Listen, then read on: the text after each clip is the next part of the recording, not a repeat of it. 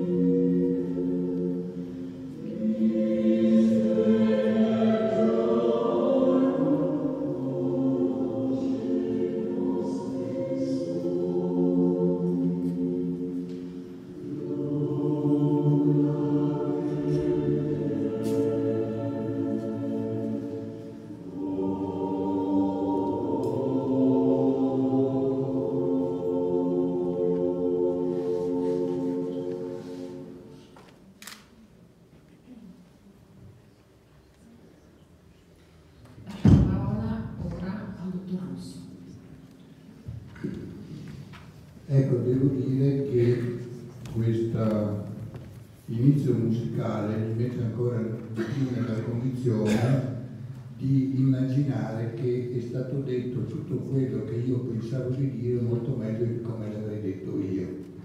Però, tutto sommato, io sono un atipico, direbbe da Urbani, ho un as anche, e per certi versi ho immaginato di dare un titolo a questo brevissimo intervento che può durare 3 minuti o 3 ore, dipende dal mio supervisore psicoanalitico che è il professor Berceni, che è anche un musicista, beato lui.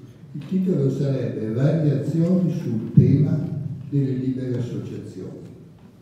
Come posso sentirmi libero di associare, è una domanda, se come ogni anno mi viene chiesto con incalzante insistenza informatica e con rare e timide telefonate da parte del paziente e affettuoso collega dottor De Stefani, un testo scritto con il computer, utile per chi ascolta, ma soprattutto necessario per gli atti.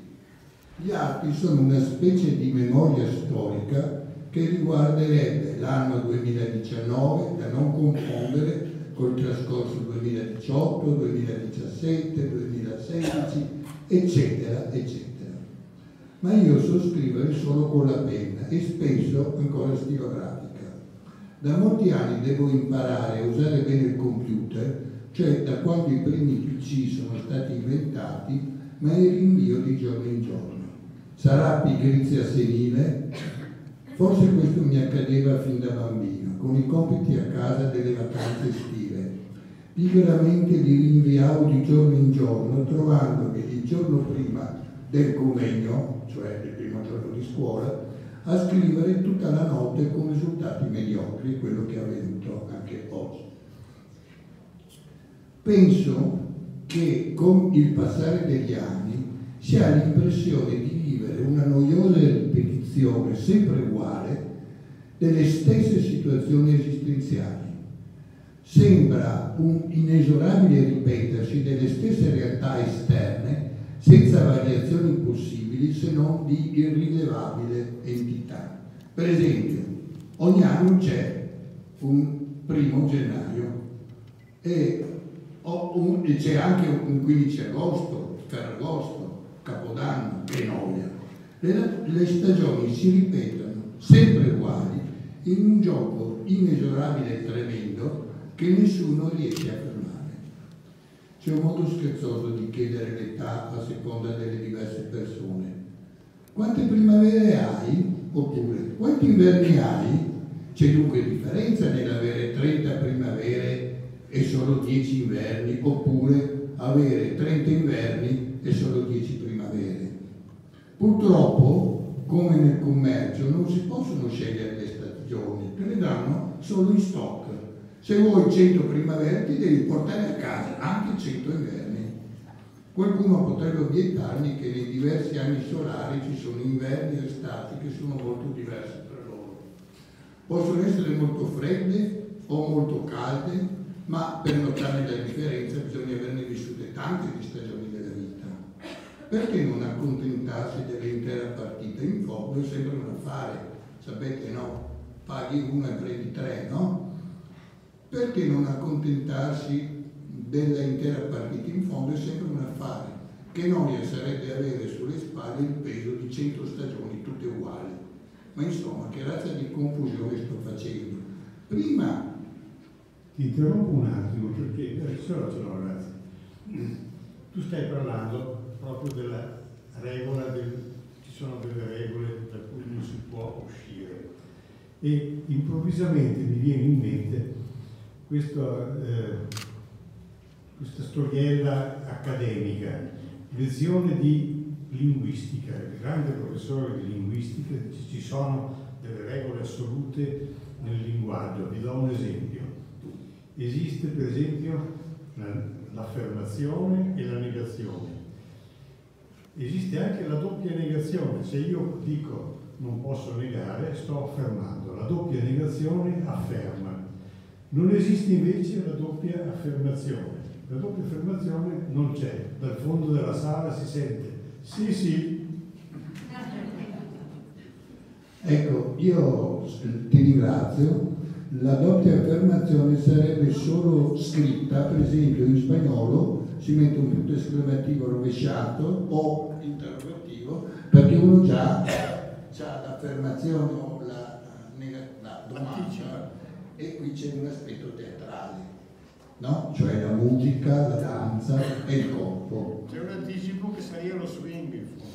Ecco, io non sono in grado di dire queste cose, mi sento molto ignorante, però penso che stiamo dicendo le stesse cose con linguaggi, etnie e culture che sono vicine ma anche lontane, perché frequentiamo aule diverse o cliniche diverse o luoghi abitativi, residenze diverse.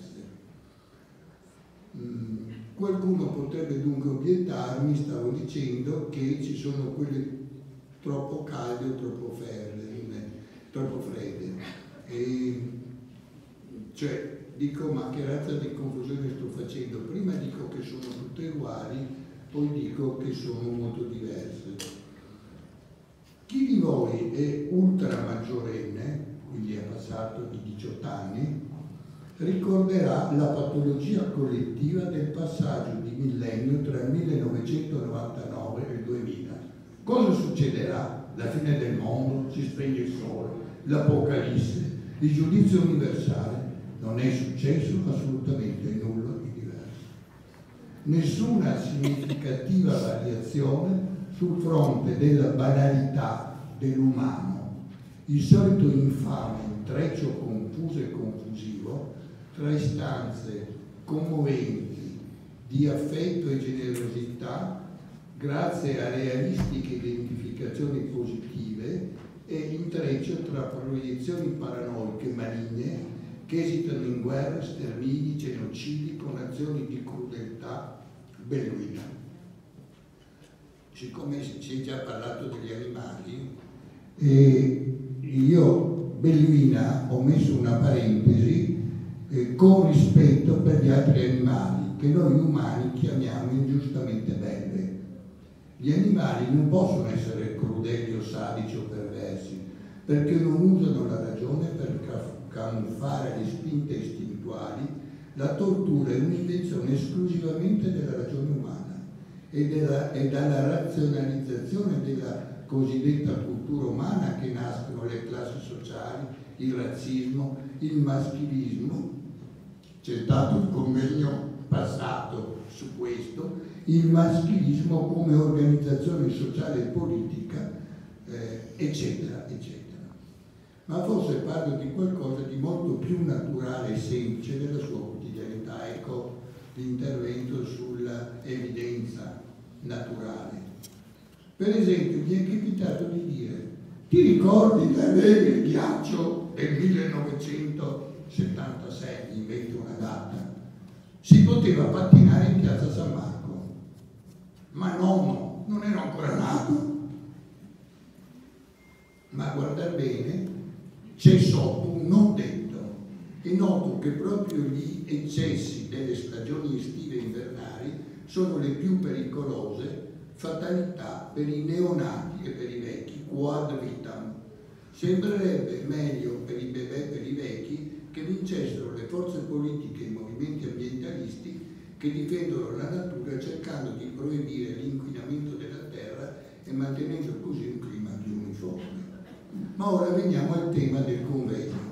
I miei compiti delle vacanze potrebbero essere da bocciare perché sembrano fuori tema. Io però mi sono già, come dire, ho cercato di corrompere il professor Schenk, che probabilmente magari cerca di non bocciarmi del tutto. Quindi, come si faceva a scuola, non posso che provare a copiare da altri studenti più bravi e più diligenti. Per esempio, uno studente più bravo e più diligente si chiamava Freud, e da lui io potrei parlare tantissimo senza dire probabilmente quello che è essenziale, però direi che nell'ambito della psicanalisi la libera associazione è considerata la regola fondamentale, cioè è la cosa più importante nella relazione umana tra l'analista e l'analizzando. Io la estenderei anche nel rapporto duale tra operatore e di riferimento e paziente. Questa è l'esperienza poi del lavoro di equipe. In realtà nel trattamento analitico, per la ricognizione dell'inconscio e l'interpretazione dei sogni si usa la libera associazione. Si chiede al paziente, perché quando raccontano un sogno gli dice cosa le viene in mente, e l'associazione sul sogno è quasi più importante del sogno. Si chiede al paziente di rinunciare volontariamente, per quanto gli riesce, alla censura cosciente e di esprimere liberamente i suoi pensieri, i suoi sentimenti, le sue speranze, le sue sensazioni, le sue idee, senza badare se gli sembrano sgradevoli, insensati, non pertinenti, non rilevanti. Qui risparmio le distinzioni linguistiche, perché la traduzione di Freud dal tedesco, alcuni esegeti dicono in un modo, altri analisti o storici in altro. Quello che è sicuro è che ognuno di noi, parlando liberamente, si trova, diciamo, esposto a elementi non voluti che emergono senza che noi vogliamo, direttamente dalle nostre radici più interne, e l'analista si trova parallelamente anche lui a pescare su delle radici. Mi accorgo che parlo perché leggere non è una roba che mi riesce facile, però magari poi nella discussione su questo ci possiamo tornare. Per quanto riguarda la musica, dovrei copiare ancora di più perché potrei forse farmi riconoscere come psichiatra o come psicanalista. In fondo ho fatto i compiti scolastici per diventarlo, ma purtroppo non sono in modo assoluto un musicista, quindi invidia per il professor Schenk.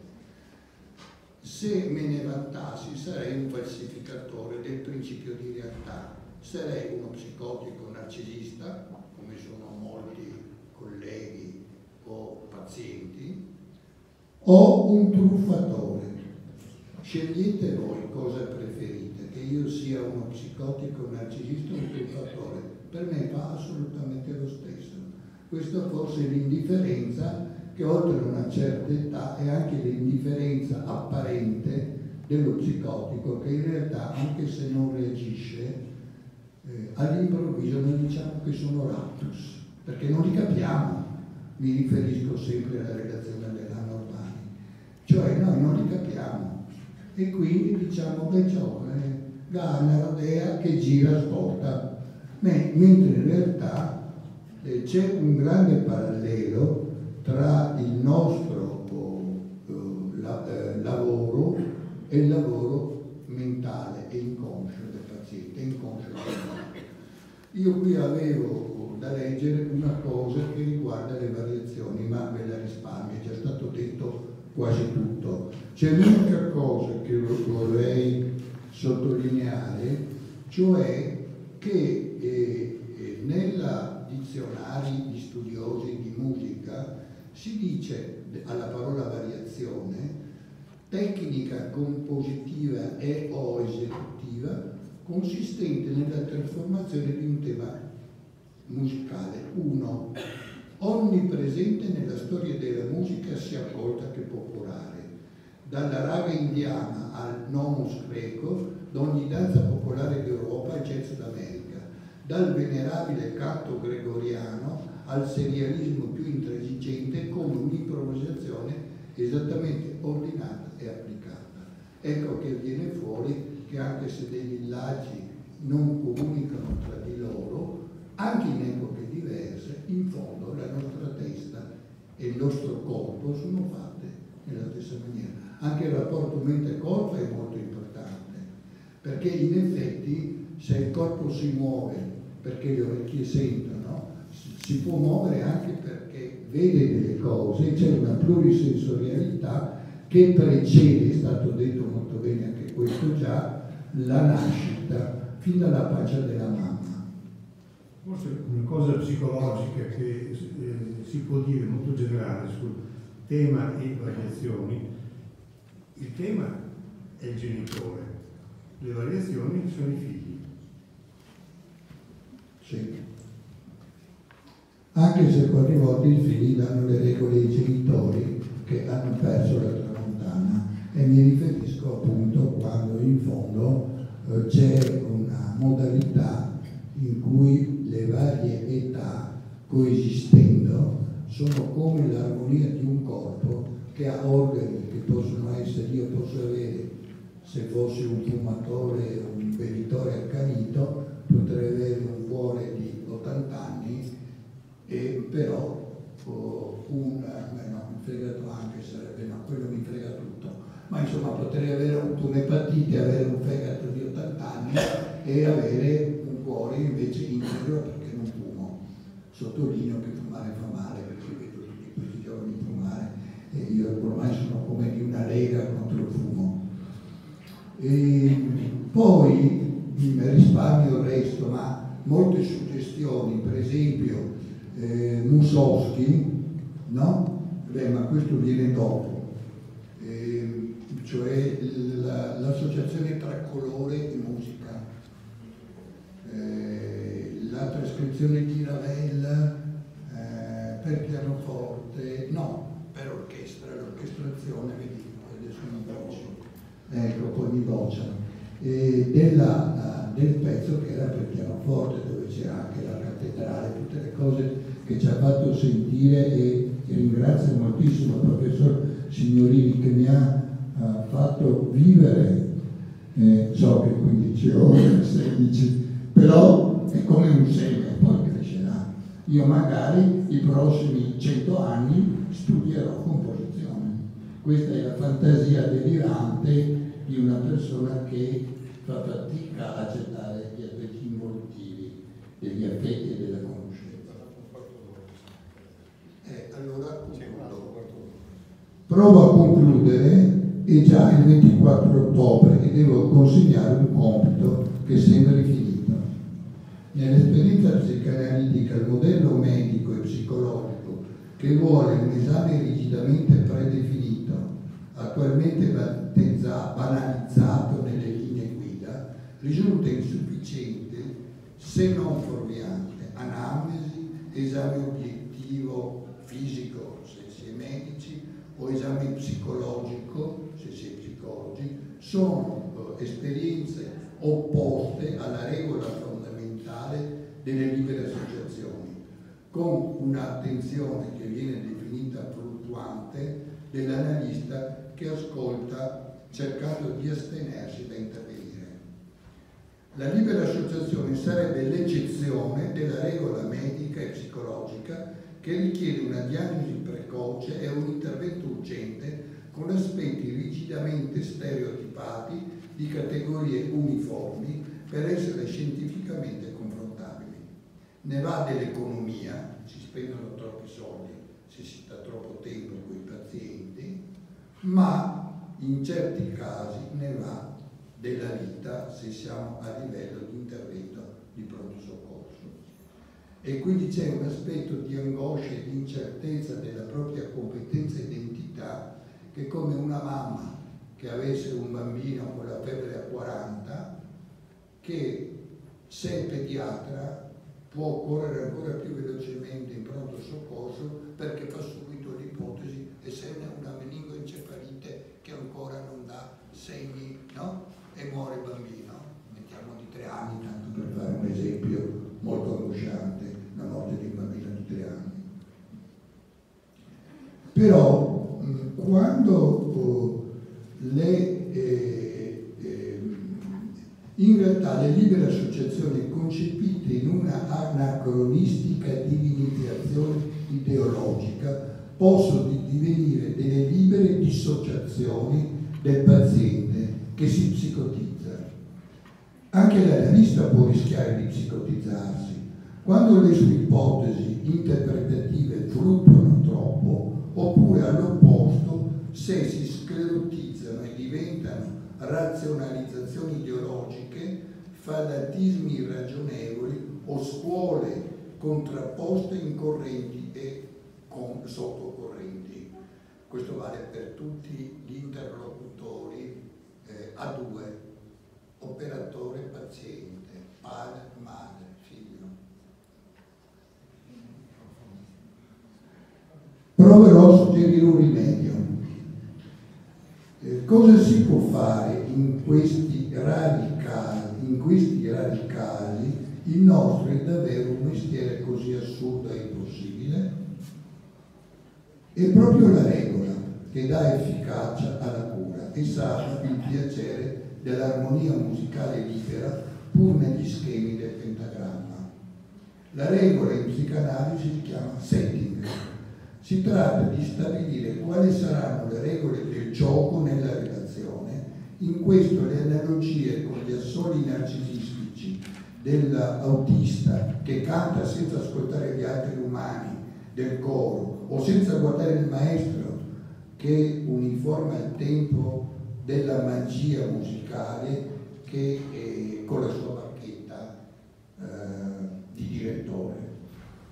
Nel primo film di Walt Disney, Fantasia, la bacchetta del direttore d'orchestra Leopold Stokowski mi è sempre sembrata fin da bambino una bacchetta magica. Poi ho scritto un post-scriptum e 2 righe e ho finito. Volevo dire che non sono proprio così vecchio Matusalemme, perché la prima edizione del film originale è del 1940. Io non ero ancora nato, sono nato poco dopo, ma ancora non ero nato. Quindi da bambino ho visto una edizione già restaurata e quindi con dei colori meravigliosi, e mi faccio riferimento alla bacchetta che dirigeva come una bacchetta magica i quadri di un'esposizione dove c'erano solo colori. Ecco, io finirei qua.